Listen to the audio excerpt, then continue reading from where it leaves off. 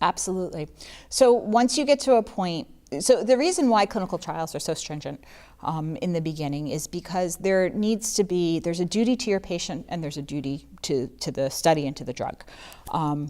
Meaning that obviously you've got to keep the patient safe, right? You can't, if the patient has no cardiovascular or kidney or liver reserve to withstand a side effect and they sustain a side effect, you've done nobody any, and that they can't recover from, you've done nobody any good. The flip side is also that when medications are when patients are enrolled to clinical trials and there's a lot of side effects that are maybe not related to the medication but are related to their disease, sometimes it's very difficult to tease that out.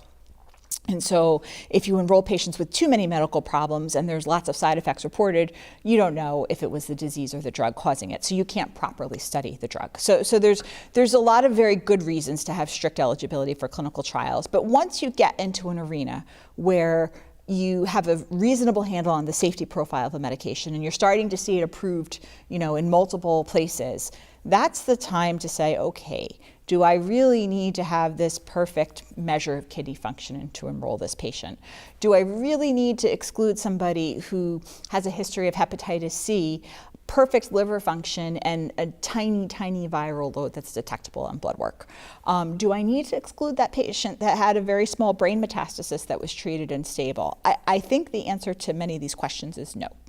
I think we can be more inclusive, and there's actually a task force developed by the American Society of Clinical Oncology that has really addressed these questions, in a larger forum, and hopefully we'll start to see some change. Certainly in melanoma, we are seeing change in the brain metastases space. We've just had a New England Journal paper looking at immunotherapy in patients that had brain lesions, written by my colleague Hussein Taubi. We have had trials ongoing with targeted therapy for a number of years now. So certainly we're recognizing that this is not a population we should exclude from clinical trials. It's like we've addressed the fact that patients have extracranial disease, and now the intracranial disease remains such an Achilles heel. We have to start studying that area.